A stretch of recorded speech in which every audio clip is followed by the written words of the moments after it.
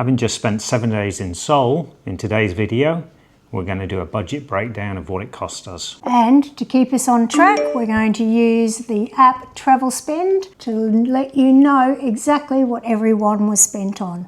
And at the end of our video today, we are putting together some tips, tricks, and what we learned as first-time visitors. Our flight to Seoul was with Jetstar, which, for those who aren't Australian, is the budget arm of Qantas. They are very budget. Yes. Now, we did splurge to have exit row seats for that bit of extra legroom. I think they were $50 extra per person each way, worth every definitely dollar. Worth every penny. And in total, it cost us $2,122. It included meals going over, but not meals coming back. No. The next big expense that we had was our accommodation, and we did spend a little bit of time trying to find a budget accommodation around the Myeongdong area. We ended up staying near Namdaemun, which was around about a 10-minute walk to Myeongdong, and it was a 5-minute walk from Seoul Station. It cost us a total of $1,536 for 7 nights, and it was a comfortable accommodation. Really nice hotel. Yep, you can check out our Video. our video review. The next expense was we did get an eSIM, first time we've ever used eSIMs, and we had one eSIM that we shared the data for. We purchased that through Klook, and it cost us $2.69 per day, which was about half the price of our normal provider in Australia when we do roaming. The next breakdown we'll give you is how much we spent on food for the entire week. So this included our breakfast, lunch, dinners, all those cheeky snacks that we had. So 7 nights, it came to a total of $656. So less than $100 a day. And we didn't scrimp on food. There was a few days where we probably splurged a bit more than we would normally, but first time in Seoul, so we had to do it. Then we had miscellaneous purchases. So I think our biggest one out of that was we did a DMZ tour, and that was a total of, it was roughly $178 for the two of us to go on that.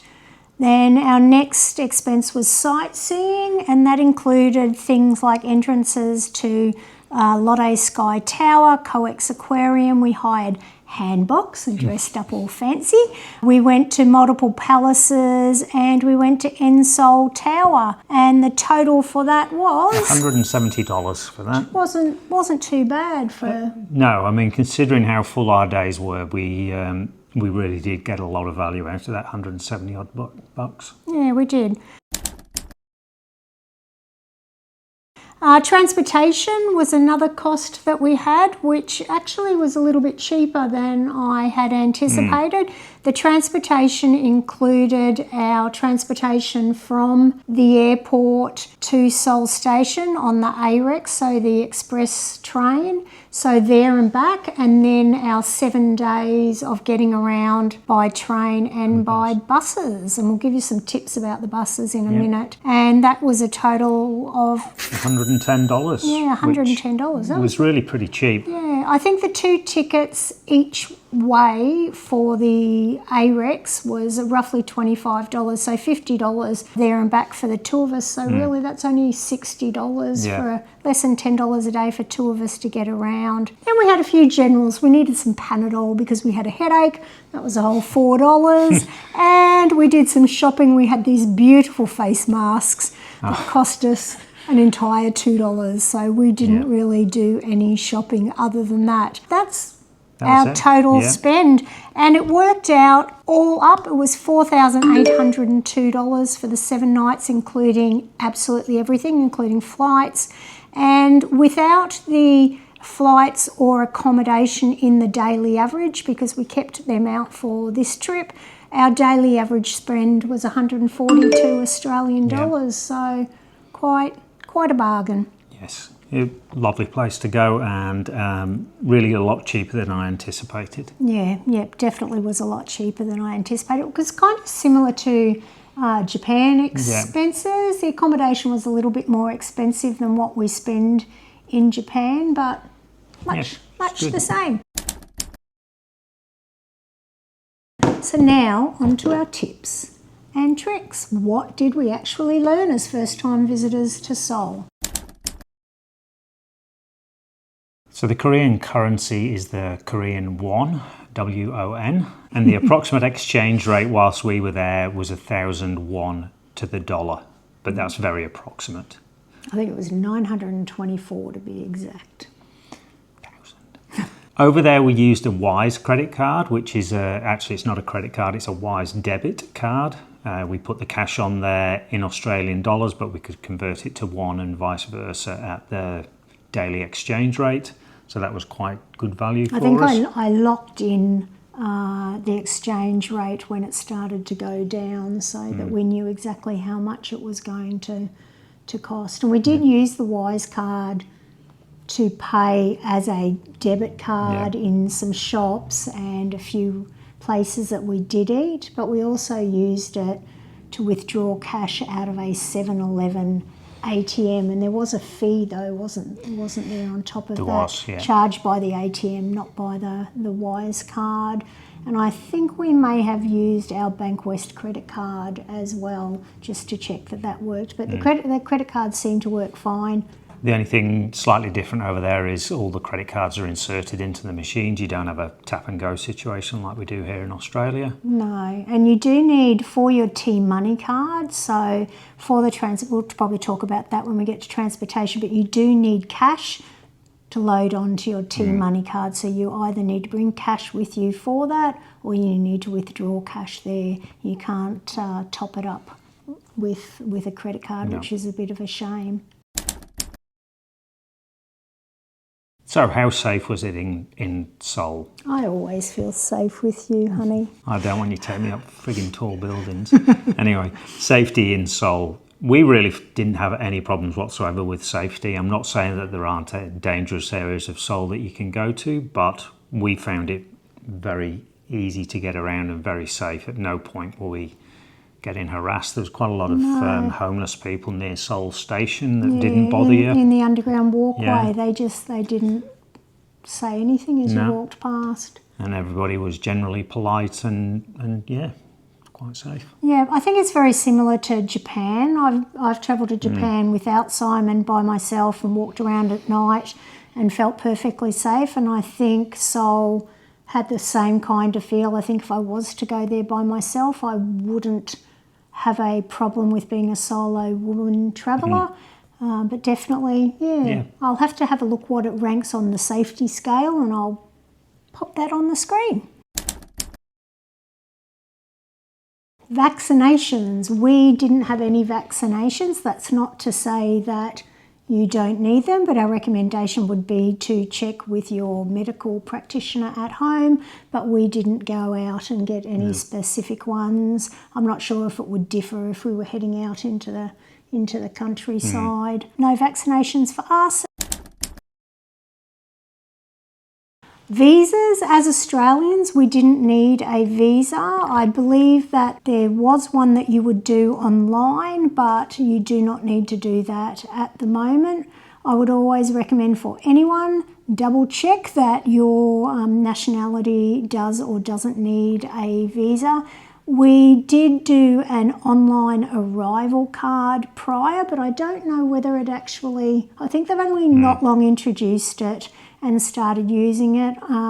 The airline did hand us out the paper version ones, which we did as a backup anyway. But yeah, no visa at the moment if you're Australian, but always double check. A great website to check no matter what your nationality is Sherpa. If you go onto there, you can put in what your passport is, where you're coming from, where you're going to, and it will give you an outline of what visas that you do need. We don't speak Korean, and if you've watched our videos, you will know that I could not master how to say thank you in Korean. Give me Japanese, arigato gozaimasu. simple, but I just can't get it. That being said, we didn't have any problems, did we, No. with not speaking the language. We generally do try to speak a little bit of the language, even though I was an epic failure this time. Yeah, there was a lot of people over there that spoke English to different degrees, and most of the transport that we went on, the buses and the trains, the stop announcements were in both Korean, Chinese, Japanese and English, so that was very helpful. Yeah, and if we did need to translate anything or speak to, we met some really cool locals in the market, and we used a little bit of Google Translate. So just having an app on your phone that can translate, Google Translate worked perfectly for us. It did. Transportation was a lot easier than I anticipated. I was actually having a little bit of a nervous attack before we went, worrying that I wasn't going to be able to navigate buses. So I planned out our whole trip just using the subway, and at I think it was day one or day two. I think it was day one. Day one we went to use a cable car, and it was shut down because of the wind, and we had no choice but to use a public bus. Oh my gosh, they are so easy, it's ridiculous. You get onto the bus, you get on at the front, you swipe your T-Money card, you sit down, and when your stop comes, you swipe it getting off at the back, and it just deducts the price. You don't have to worry about how much it's going to cost you. As long as you've got enough money on there, there's no problems. So the bus was simple. The subways were really easy. Yeah, if you've done the subways in Japan, the subways in Korea are just as simple. Yeah, I mean, even the subways we've done in Paris and London and that, just as simple as that. There are lots of different lines. The maps are clear though. With using public transport, Naver Maps is absolutely fantastic. Google Maps can give you ideas of how to get to A to B, but the movement navigation doesn't really work over there. So we relied a little bit on Google Maps for a quick check or something, and Naver Maps when we were navigating from one place to another. When we were walking, it showed us how we were going. When we used public transport, it told us which stop to get off, when it was coming up. So if you are going, make sure you download that app. It was excellent. The water in Korea is safe to drink. We didn't buy any bottled water for our hotel rooms. We were quite happy using the water direct from the sink for brushing teeth and drinking and so on. Yeah, they did give us 2 bottles every day, but we didn't actually use it. We would take them for a walk. Yeah, so safe to drink the water. Our accommodation was the Hotel Manu, which was in Namdaemun. Yeah, and as we said, it was a really quick 5-minute walk from the station. Although on that first night it was a wet 5-minute walk. Yeah, the weather was shocking. If you are interested in staying there, check out our hotel review, because I've put in some navigation from Seoul Station to make it that little bit easier for you. They differ. There's really high-end accommodation. There's budget accommodation. I'd say ours was in the middle. Yeah, I thought actually for what we paid for it, I thought it was a really nice hotel. Yeah. You know, there was room service every day. It was clean, it was tidy. Yeah, and it was the quietest hotel we've ever stayed in. Considering there was a bar there. Yeah, there was a bar in the ground floor, but you never heard anything. When looking for somewhere to stay, when it's your first time heading over there, it's a little bit daunting as to where to pick. And I did ask a few people where to stay, and they did give some recommendations, all of the different areas. I think if we were to go again, where would you stay? I'd be happy to stay in the same area, the Namdaemun area. I don't know as I'd like to stay at Myeongdong. No. When we walked through the markets there were some cheaper hotels there, but honestly, so noisy. It would be very, very noisy. Yeah, but a lot of people do choose to stay there. I didn't mind, was it Ixodong or Itaewon? I can't remember which area it was. I'll stick it down here. That seemed like a nice area as well, that was close to markets up there. But I was really happy with our choice of where we stayed. I don't think we'll ever stop at Gangnam though. No. Gangnam, I had looked at Gangnam. There was an ibis over there, and it took us about 40 minutes to get from where we were staying over to Gangnam when we did go over there. So it did seem, I think where we were was perfectly located to get around, and public transport, there were so many hubs close to us. We visited Seoul in April, and whilst it was lovely because there was still quite a lot of cherry blossom around the places we visited. Just catching the end of it, weren't we? It was very cold at times. I think we had one of the coldest days for...